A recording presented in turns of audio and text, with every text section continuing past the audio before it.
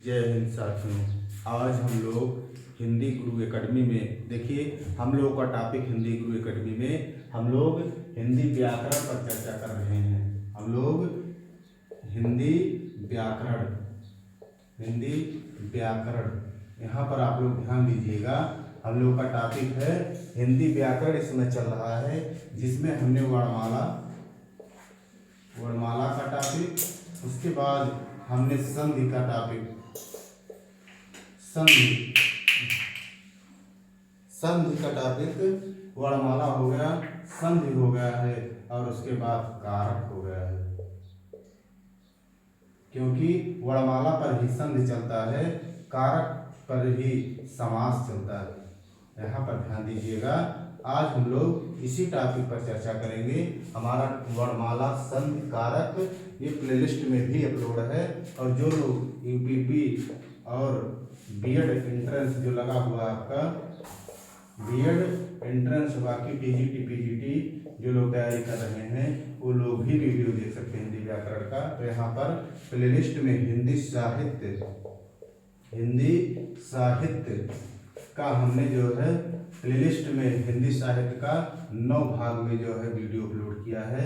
वहाँ आप लोग 9 भाग देख लीजिए, उससे बाहर आपका साहित्य नहीं आएगा जो है। तो हम लोग आज समास पर चर्चा करेंगे। यहाँ तक हो गया, हम लोग का वर्णमाला हो गया, संधि हो गया, कारक हो गया है। तो आइए हम लोग चर्चा करते हैं समास के बारे में। हिंदी व्याकरण में हम लोग समास पर चर्चा करेंगे, जो बीएड एंट्रेंस और यूपीपी की दृष्टि से बहुत इम्पोर्टेंट है और टीजीटी पीजीटी की दृष्टि से भी इम्पोर्टेंट है समास। तो यहाँ पर हम लोग हेडिंग डालेंगे समास। देखिए, शॉर्ट वीडियो में हमने समास का साधारण परिचय वीडियो अपलोड किया था। तो यहाँ पर पूछे समास के कितने भेद, क्या लगाएंगे? 4 भेद। समास के 4 भेद, हमेशा आप लोग 4 भेद लगाइएगा। तो कभी भी पूछे समास के कितने भेद, 4 लगाइएगा। कौन कौन से? अभी यहाँ पर देखिएगा, नंबर 1 है अव्ययी भाव समास। अव्ययी भाव समास, इसी पर सबसे पहले हम लोग चर्चा करेंगे। लेकिन सबसे पहले हम लोग जानते हैं कि समास 4 भेद कौन कौन से हैं। फिर उसके बाद नंबर 2 है अव्ययी भाव समास के बाद तत्पुरुष समास। यहाँ पर ध्यान दीजिएगा, तत्पुरुष समास, तत्पुरुष समास। उसके बाद हम लोग तीसरा देखेंगे, तो यहाँ पर होगा तत्पुरुष समास के बाद बहुव्रीहि समास। बहुव्रीहि समास बहुत इंपॉर्टेंट समास है। इससे यहाँ से कभी कभी 4 से 5 प्रश्न आ जाते हैं। आपके टीजीटी पीजीटी हुआ, यूपीपी बीएड एंट्रेंस में आपके 4 से 5 प्रश्न आ जाते हैं। अव्ययी भाव समास, तत्पुरुष समास और बहुव्रीहि समास। और नंबर 4 है द्वंद्व समास। क्या है? द्वंद्व समास। ये आपका चौथा भाग है, जिसमें यही आपके 4 भेद हैं प्रमुख समास के। जब आपसे पूछे कि जो है तत्पुरुष समास के कितने भेद हैं, तब आप 2 लगाइएगा, द्विगु समास लगाइएगा। जो है तत्पुरुष समास के भेद है द्विगु समास, और दूसरा है कर्मधारय समास। कर्मधारय समास बहुत इंपॉर्टेंट ये भी समास है। कर्मधारय जो है बहुव्रीहि समास, अव्ययी भाव और कर्मधारय अति इंपॉर्टेंट जो है समास है। तत्पुरुष समास, देखिए एक प्रश्न आया था यूपीपी में, रक्त रंजित पूछा गया था कौन सा समास। काफी लोगों ने गलत किया था। रक्त रंजित, रक्त से रंजित जो है करण तत्पुरुष समास है। ये आपका क्या है? तत्पुरुष समास, रक्त रंजित पूछा गया था आप लोग यहाँ पर। तो सबसे पहले हम लोग चर्चा करेंगे, सबसे पहले हम लोग अव्ययी भाव पर चर्चा करेंगे। अव्ययी भाव समास, इसकी परिभाषा सबसे पहले हम लोग जानेंगे कि अव्ययी भाव समास कहते किसे हैं। जैसे नंबर 1 हम लोग चर्चा करेंगे अव्ययी भाव समास। अव्ययी भाव समास,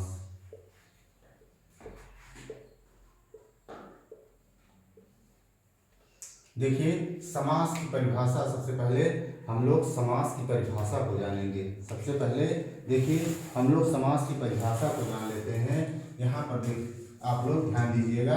सबसे पहले इसकी परिभाषा हम लोग समझ लें कि समास कहते किसे हैं। तो देखिए इसकी कई परिभाषाएं हैं कि दो या दो से अधिक शब्दों से मिलकर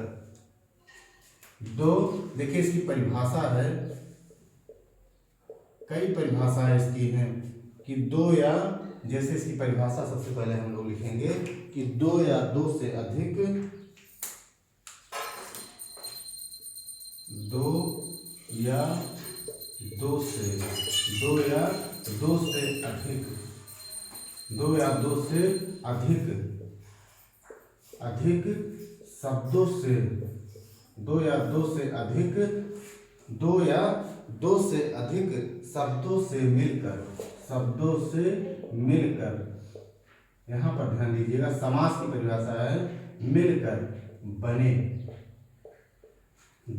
शब्दों से मिलकर बने हुए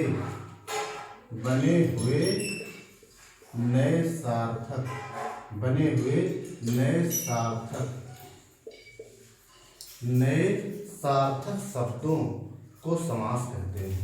नए सार्थक शब्दों को समास कहते हैं। देखिए ये समास की परिभाषा है, समास कहते हैं। अब यहाँ पर ध्यान दीजिएगा, देखिए इसकी एक और परिभाषा है, अथवा देखिए एनसीईआरटी में क्या लिखा है, इसको भी आप लोग देख सकते हैं। इस एनसीईआरटी में क्या कहता है कि समास शब्द का अर्थ है संक्षिप्त करना। देखिए एनसीईआरटी में जो परिभाषा है, समास सीधे लिखा है समास शब्द का अर्थ है संक्षिप्त करना। अब यहाँ पर ध्यान दीजिएगा, कह रहा है कि संक्षिप्त करना। अब यहीं पर ध्यान दीजिएगा, संक्षिप्त करना। एनसीईआरटी में जो परिभाषा है कि समास शब्द का अर्थ है संक्षिप्त करना। उदाहरण के लिए जैसे संक्षिप्त करना, अब यहाँ पर आप लोग ध्यान दीजिएगा कि जैसे कह रहा है, जो यहाँ पर लिखा है कि संक्षिप्त करना, एक ही शब्द में परिभाषा जो दिया है कि समास शब्द का अर्थ होता है संक्षिप्त करना, या जो है संक्षिप्त करना या छोटा करना। इसी को यहाँ पर लिख सकते हैं या छोटा करना। अब जैसे मान लीजिए यहीं पर समझिएगा, जैसे हमने एक प्रश्न लिखा कि जो है उदाहरण हमने लिखा राजा का महल। अब यहाँ पर ध्यान दीजिएगा, हमने एक उदाहरण लिखा राजा का महल। अब देखिए यहाँ पर जो है क्या किया जा रहा है, जो है राजा का महल, इसका जो है क्या किया गया, संक्षिप्त में किया गया, लेकिन जो है संक्षिप्त करना या छोटा करना। अब यहाँ पर ध्यान दीजिएगा, इसी को जब हम छोटा करेंगे तो देखिए क्या लिखेंगे, राजमहल। क्या लिखेंगे, राजमहल। जैसे देखिए इसको हमने छोटा कर दिया राजमहल, वही समास यहाँ पर परिभाषा कह रहा है कि समास शब्द का अर्थ है संक्षिप्त करना या जो है छोटा करना। तो संक्षिप्त, देखिए राजा का महल हमने विग्रह किया, संक्षिप्त में हमने क्या किया, विग्रह किया, लेकिन इसको हमने छोटे में लिखा कि जो है राजमहल, यानी जब इसको हमने विग्रह किया संक्षिप्त में, राजा का महल होगा। देखिए ये समझने की यहाँ पर बात है। तो यहाँ पर देखिए दो परिभाषाएं हैं जो है, और देखिए यहाँ पर एक चीज ध्यान दीजिएगा, कभी आपसे पूछे कि समास का अर्थ जो है, समास का क्या होता है, समास का विग्रह होता है। देखिए विलोम भी पूछ सकता है यहाँ पर, तो समास का क्या होता है, हम समास का विग्रह करते हैं और संधि का विच्छेद करते हैं। संधि का क्या किया जाता है, विच्छेद किया जाता है। यहाँ पर ध्यान दीजिएगा, ये भी प्रश्न आपसे कभी भी पूछ सकता है कि संधि का हम लोग विग्रह करते हैं और समास का विग्रह करते हैं और संधि का हम लोग विच्छेद करते हैं। तो यहाँ पर यह परिभाषा थी समास की, हम लोग समास के बारे में समझे। इसके बाद अब हम लोग चर्चा करेंगे समास में जो है पहला टॉपिक अव्ययीभाव समास पर। सबसे पहले हम लोग अव्ययीभाव समास पर चर्चा करेंगे। अब यहाँ पर ध्यान दीजिएगा, हम लोग का पहला जो चार भेद में हम लोग पहला पढ़ेंगे अव्ययीभाव समास। बहुत इंपॉर्टेंट समास है अव्ययीभाव समास।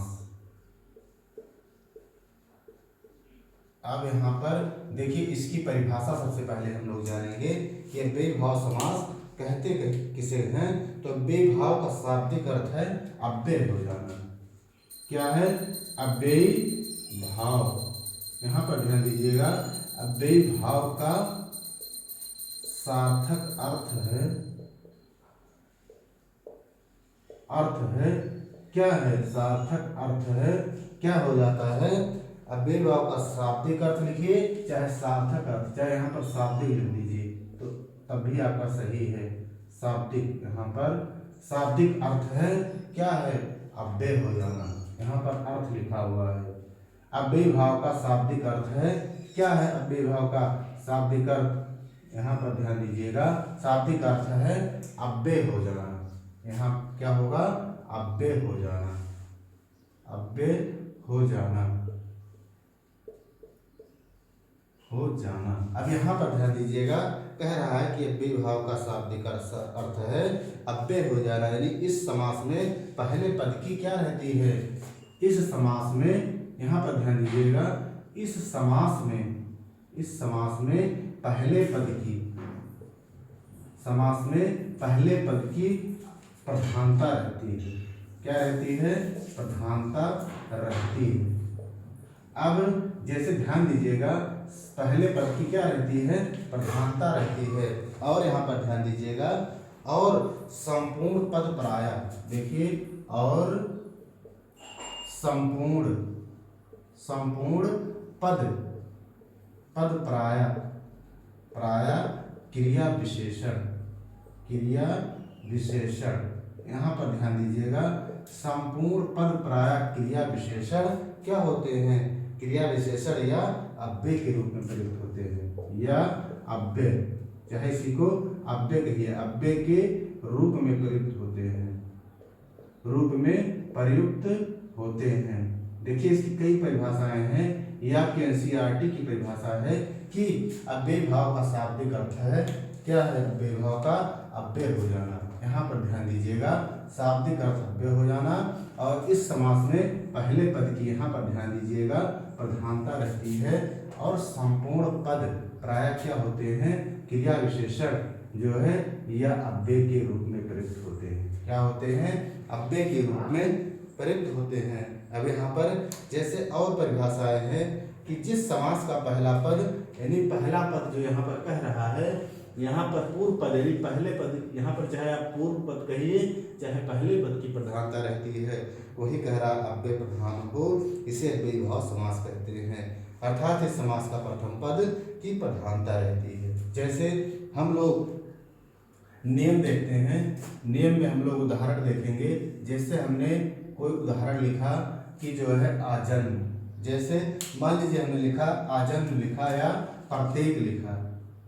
अब यहाँ पर ध्यान दीजिएगा, प्रत्येक देखिए क्या है? ये समस्त पद है, पूरे पद की बात कर रहा है, समस्त पद। अब यहाँ पर ध्यान दीजिएगा, जब हम इसको तोड़ेंगे तो प्रतिधन एक करेंगे, प्रतिधन एक। अब यहाँ पर ध्यान दीजिएगा कि कैसे समझेंगे कि पहले पद की प्रधानता है जो है, और कौन सा पद अव्यय है। तो यहाँ पर ध्यान दीजिएगा, प्रत्येक जो हमारा है, यहाँ पर ये क्या है? प्रत्येक, प्रति जो हमारा क्या है? इसी को हम कहते हैं अव्यय, यानी जिसमें परिवर्तन ना हो, इसी को कहते हैं पूर्व पद, इसी को कहते हैं पूर्व पद। यही प्रत्येक को हम लोग कहेंगे, प्रति को जो हम कहेंगे अव्यय या पूर्व पद कहते हैं। और जो एक लिखा हुआ है ये हमारा क्या है?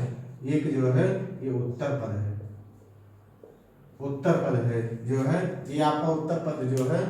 उसके बाद देखिए और कह रहा है संपूर्ण पद प्रायः क्रिया विशेषण या अव्यय के रूप में ही मिलेंगे आपको। तो यहाँ पर आपका क्या हो गया? प्रत्येक जो समस्त पद हो गया, और प्रति जब इसको हमने तोड़ा तो चाहे इसको कहिए उपसर्ग में भी कह सकते हैं, और पूर्व पद पहले पद या अव्यय कह सकते हैं।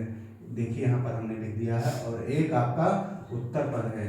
जैसे फिर हमने एक प्रश्न लिखा, जैसे लिखा यथाशक्ति, जैसे पहले यहाँ पर समझिए जो है भरपेट, जैसे भर पेट, ये देखिए एनसीईआरटी में भी दिया है। जब इसकी विग्रह हम लोग करेंगे पेट भर कर होगा, लेकिन सबसे पहले यहाँ पर समझिए भर धन पेट, भर धन पेट।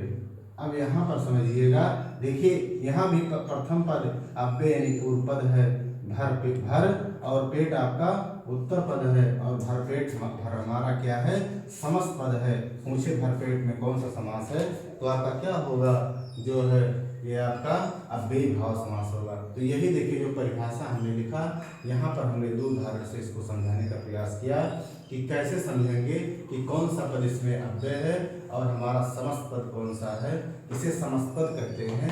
तो यहाँ पर ध्यान दीजिएगा। इसके बाद अब हम लोग उदाहरण पर चलेंगे। नियम हम लोग का हो गया, अब हम लोग प्रैक्टिस करेंगे उदाहरण पर, जो प्रश्न पूछे भी जाते हैं।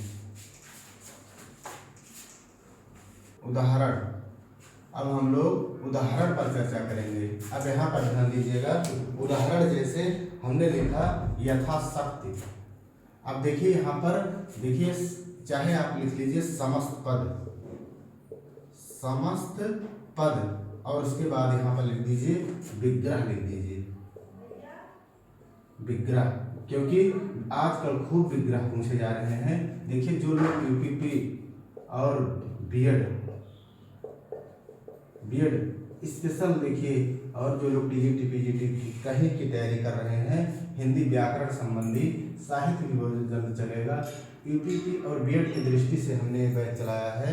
देखिए कुछ कारण से जो है वीडियो 2 से 3 दिन अपलोड नहीं हो पाया, इसलिए यहाँ पर वो लोग चैनल को जरूर सब्सक्राइब करें। आपको प्रश्न यहाँ पर आपके 37 प्रश्न पूछे जाते हैं, और यहाँ पर आपके 50 प्रश्न पूछे जाते हैं। इसमें हमने 20 से 25 प्रश्न जो साहित्य के आते हैं, इसका वीडियो भी हमने अपलोड कर दिया है 9 भाग में साहित्य के।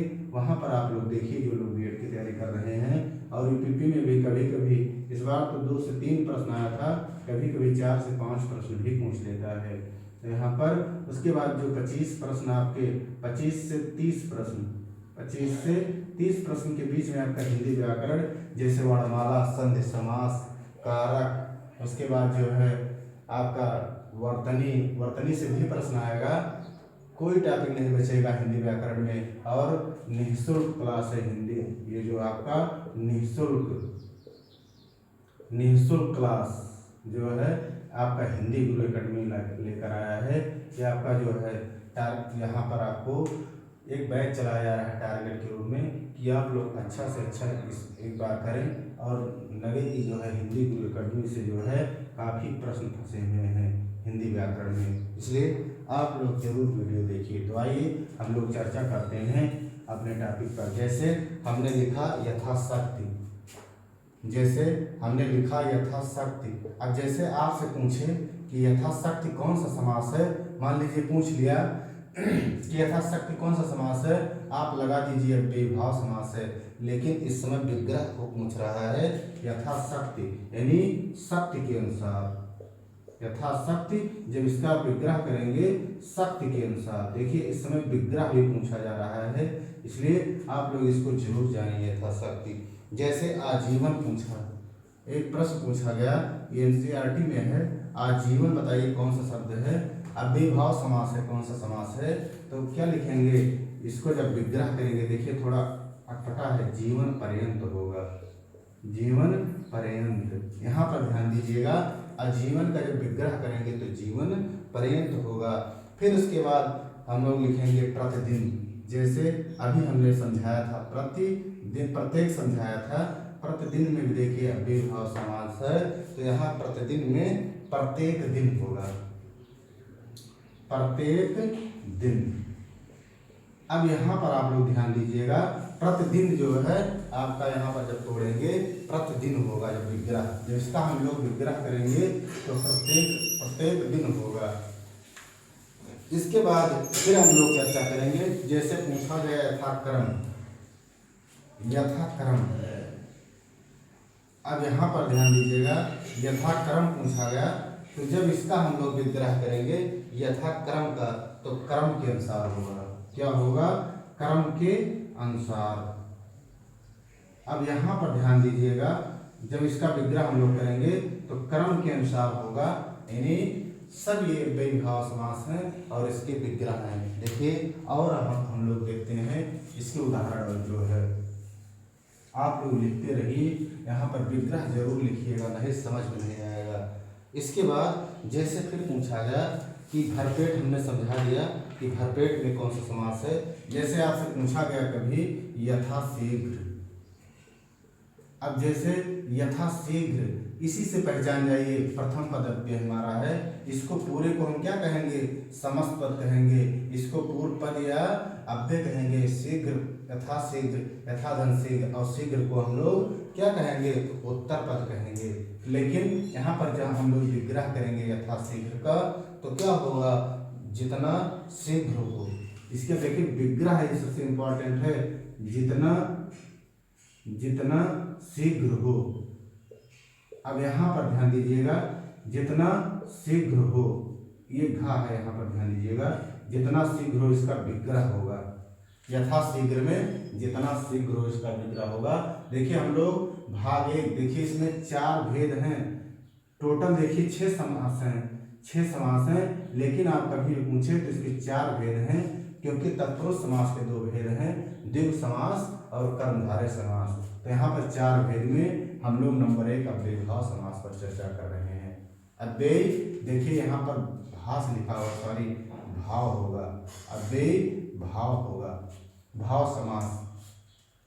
इसके बाद जैसे पूछा यथारुचि, एक प्रश्न दिया गया, पूछा गया इसमें कौन सा समास है, यथारुचि, तो क्या लिखेंगे, रुचि के अनुसार, रुचि के अनुसार, इसका विग्रह होगा रुचि के अनुसार। देखिए आपका वासुदेव डॉक्टर हरदोबारी और लूसेंट का जो हिंदी ग्रामर है उससे भी लिया गया है, और जो प्रश्न आए हुए हैं उससे भी, वो भी प्रश्न आपको रखे गए हैं, और एनसीईआरटी के भी प्रश्न खूब मिलेंगे।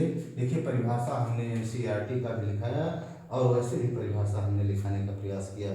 तो यहाँ पर जैसे लिखा गया यथार्थ, अब यहाँ पर ध्यान दीजिए, पूछे यथार्थ में आपको कुछ समझने की आवश्यकता नहीं है, लेकिन विग्रह यदि आप जान रहे हैं, आपके दिमाग में है यथार्थ का, तो आप लोग तुरंत सही कर देंगे। अर्थ के अनुसार इसका विग्रह होगा, अर्थ के अनुसार। अब यहाँ पर ध्यान दीजिए, इसका विग्रह क्या हो गया, अर्थ के अनुसार यथार्थ पूछा गया। देखिए ये प्रश्न आया हुआ प्रश्न है, पूछा गया प्रत्युपकार, प्रत्युपकार। अब देखिए ये प्रश्न बहुत इंपॉर्टेंट है, इसको आप लाइन कर लीजिए, यथाशीघ्र भी इंपॉर्टेंट है, प्रत्युपकार। तो जब इसको हम तोड़ेंगे, उपकार के प्रति होगा इसका विग्रह, उपकार के प्रति। जब इसका हम लोग विग्रह करेंगे तो उपकार के प्रति सही होगा। क्या सही होगा, प्रत्युपकार में उपकार के प्रति सही होगा। जैसे एक प्रश्न पूछा गया प्रत्यंग, अब देखिए जब इसको हम लोग तोड़ेंगे प्रतिधनंग होगा, प्रतिधन उपकार होगा। देखिए पहला पद हमारा क्या हो रहा है, अव्यय हो रहा है, यानी पूर्व पद की प्रधानता है। देखिए उपसर्ग का काम करता है अव्ययीभाव समास भी, तो प्रत्यंग में क्या होगा, जब इसका विग्रह करेंगे, देखिए ये थोड़ा अटपटा है, अंग अंग होगा। प्रत्यंग जब इसका विग्रह करेंगे तो हमारा क्या होगा, अंग अंग सही होगा। इसके बाद दिनानुदिन, आपका देखिए पूछा गया है दिनानुदिन, देखिए सीटेट में आया प्रश्न है दिनानुदिन, दिनानुदिन। अब देखिए दिनानुदिन जो है दिन के बाद दिन, दिन के बाद दिन, दिन के बाद दिन।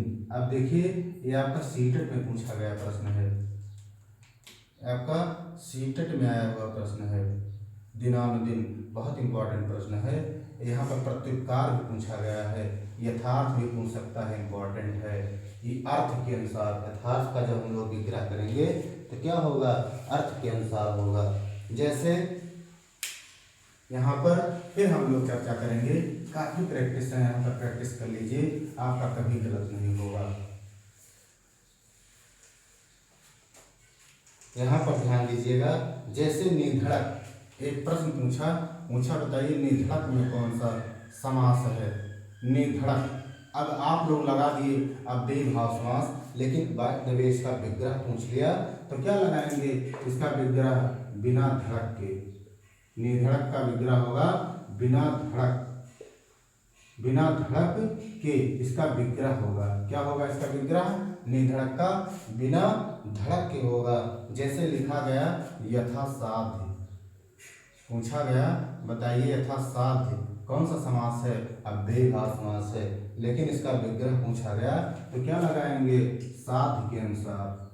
इसका विग्रह क्या होगा, साध्य के अनुसार। इसका विग्रह क्या होगा, साध्य के अनुसार। क्या होगा इसका विग्रह, साध्य के अनुसार। जैसे प्रश्न पूछा गया अव्ययीभाव समास में अपाद मस्तक, अपाद मस्तक। अब यहाँ पर ध्यान दीजिएगा, अपाद मस्तक जैसे पूछा गया तो यहाँ से यहाँ पर आकर क्या होगा, पाद से मस्तक कर,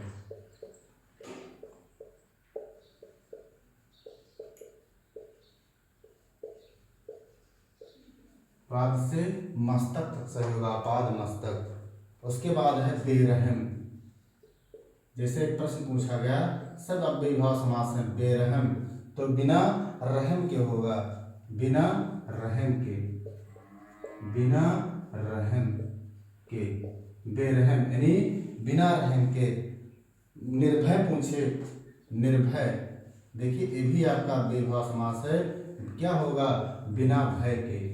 जब इसका विग्रह करेंगे बिना भय के, इसका विग्रह होगा बिना भय के। निर्भय जो है बहुत इंपॉर्टेंट है। बेरहम अपाद मस्तक पूछ सकता है, पाद से मस्तक तक। यथासाध्य भी पूछ सकता है, निर्भय पूछा गया है।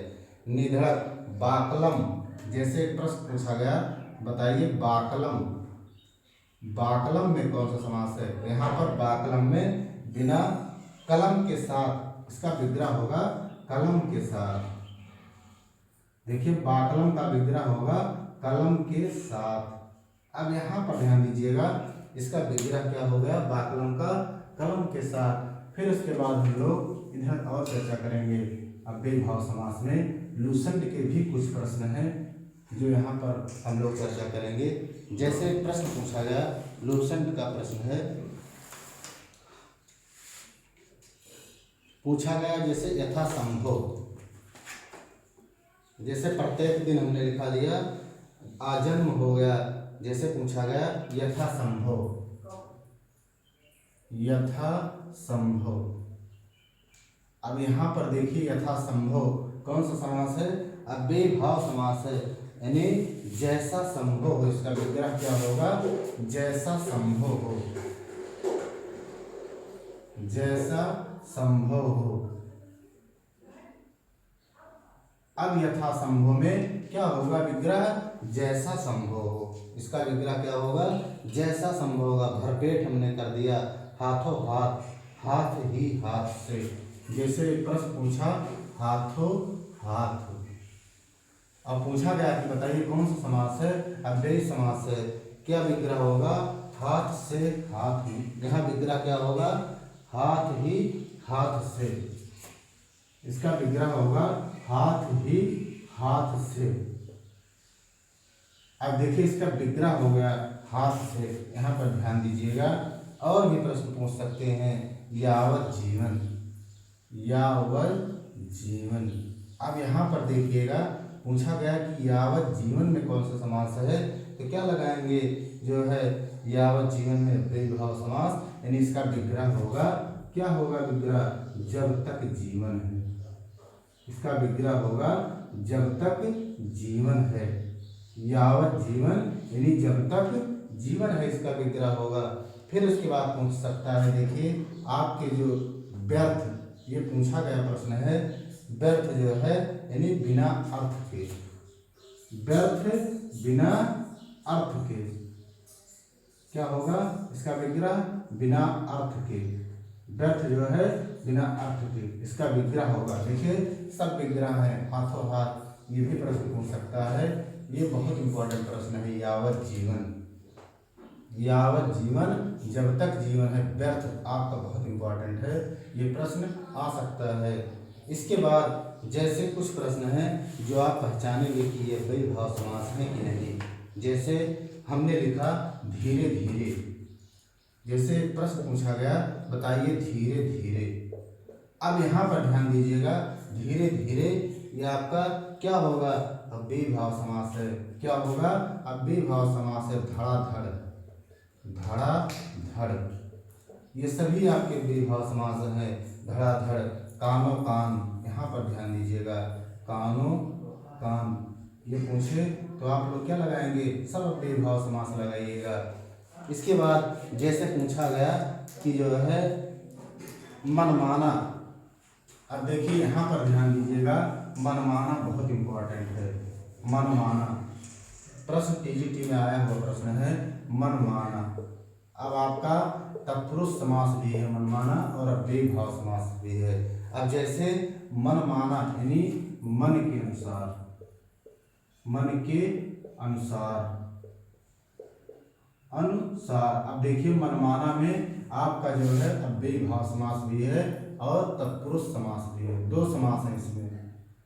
यहाँ पर अव्ययीभाव समास भी है मनमाना में और तत्पुरुष समास है। यदि ऑप्शन में अव्ययीभाव और तत्पुरुष दोनों दिया है तो चयन बोर्ड ने जो है मनमाना को तत्पुरुष समास माना है, तो आप लोग तत्पुरुष समास को लेता दीजिएगा। मन के अनुसार और मनमाना, यानी जब तत्पुरुष समास में इसको ले जाएंगे तो मन से माना, क्या होगा, मन से माना होगा। इसके बाद क्या होगा, मन से माना यानी करण तत्पुरुष होगा हमारा। तो यहाँ पर ध्यान दीजिएगा आप लोग, यहाँ पर मन के अनुसार अव्ययीभाव समास में मन माना। उसके बाद जैसे पूछा गया प्रति सप्ताह, प्रति सप्ताह, ये भी आप लोग क्या लगाएंगे, अव्ययीभाव समास ही लगाइएगा, नहीं गलत करके चले आएंगे। प्रति सप्ताह, दिन प्रतिदिन, एक प्रश्न पूछा गया, अगर ऐसे लिख दिया दिन प्रतिदिन, आप कंफ्यूज मत होइएगा, दिन प्रतिदिन ये आपका अव्ययीभाव समास ही है। क्या है, अव्ययीभाव समास, ये दिन प्रतिदिन पूछा गया। बार बार पूछा गया, जैसे ऐसे पूछ लिया कि बताइए बार बार में कौन सा समास है, तो भी आपके सब अव्ययीभाव समास के उदाहरण हैं। क्या है, अव्ययीभाव समास के उदाहरण हैं। जैसे पूछा गया सपरिवार, सपरिवार। अब यहाँ पर देखिए सपरिवार में दो समास हैं। देखिए कुछ समास के आपको बताए जाएंगे कि कौन कौन सा में जो है दो समास मिलते हैं। अब देखिए सपरिवार एक आपका अव्ययीभाव समास हो गया और उसके बाद सपरिवार में एक आपका क्या हो गया, बहुब्रीहि समास भी हो गया। बहुब्रीहि समास, बहुब्रीहि समास। देखिए सपरिवार में दो समास है, अव्ययीभाव समास है और बहुब्रीहि समास है। यदि दोनों ऑप्शन कभी नहीं रखिएगा, नहीं आपका प्रश्न कॉमन हो जाएगा, यह आपको आयोग कॉमन कर देगा। इसलिए यदि रखता भी है तो आप लोग बहुब्रीहि समास को लेता दीजिएगा। सपरिवार जो है अव्ययीभाव और बहुब्रीहि समास भी हैं। जैसे यहाँ पर एक नोट लिखिए आप लोग, यहाँ पूछा गया प्रश्न है चक्रपाणि। अब यहाँ पर चक्रपाणि जैसे पूछा तो क्या लगाएंगे, बहुब्रीहि लगाइएगा। क्या होगा, बहुब्रीहि होगा, चक्रपाणि। लेकिन यही लिख दिया चक्र, शायद प्रश्न आया हुआ प्रश्न है चक्रपाणि दर्शनार्थ। अब यहाँ पर ध्यान दीजिएगा, यदि पूछ लिया चक्रपाणि केवल पूछा तो आप बहुब्रीहि लगाइएगा, लेकिन यदि चक्रपाणि दर्शनार्थ पूछ लिया तो आप लोग क्या लगाएंगे, अव्ययीभाव समास लगाइएगा। चक्रपाणि दर्शनार्थ एक ही में पूछा तो अव्ययीभाव समास लगाइएगा, यदि चक्रपाणि पूछा तो बहुब्रीहि समास लगाइएगा, नहीं आपका गलत हो जाएगा। इसके बाद फिर पूछा गया घर घर, जैसे पूछ लिया घर घर, ऐसे प्रश्न कभी भी आएंगे आप अव्ययीभाव समास भी लगाइएगा। घर घर, एकाएक पूछ ले, आपसे पूछ ले एकाएक, ये सभी आपके क्या हैं, अव्ययीभाव समास के उदाहरण है। एकाएक पूछ ले, सभी अव्ययीभाव। कोठे कोठे, बीचों बीच, कभी पूछे कि बताइए बीचों बीच, बीचों बीच कौन सा समास है, अव्ययीभाव समास है। क्या है, अव्ययीभाव समास है। चराचर पूछ ले, कभी आपसे पूछे चराचर, तो भी आपका बेभाव समास है।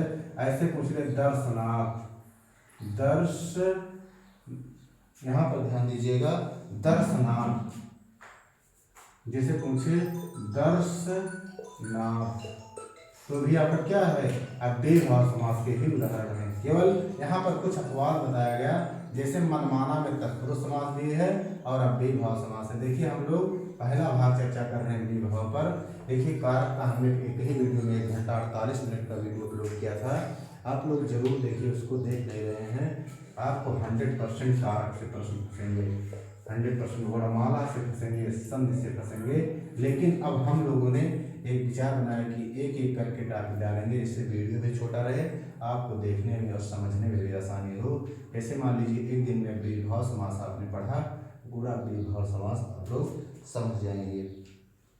उसके बाद जैसे और भी प्रश्न हैं यहाँ पर, जैसे पूछा गया रातों रात पूछ लिया, दिनों दिन अनुरूप पूछ लिया, क्या पूछ लिया, जैसे अनुरूप पूछ लिया, अनुरूप। अब इसको भी आप क्या लगाएंगे, अब बेभाव समास ही लगाइएगा। अब बेभाव, बेफायदा कभी पूछ ले, बेफायदा, देखिए बेफायदा भी पूछ ले तो भी आपका बेभाव समास है। क्या है, अब बेभाव समास है। बाकलन तो हमने बता दिया। समझ, कभी आपसे पूछे कि समझ में बताइए कौन सा समास है, समझ, तो भी आपका क्या है, अब बेभाव समास है। देखिए आपका वासुनंदन और देवहरी और उसके बाद लूसेंट और NCERT के मिला करके जो है यहाँ पर लिखा गया है। तो यहाँ पर आप लोग ध्यान दीजिएगा। आज हम लोग का टॉपिक था बेभाव समास। इसके बाद हम लोग दूसरा टॉपिक लेकर आएंगे, तत्पुरुष समास। आज के लिए इतना ही। जय हिंद दोस्तों।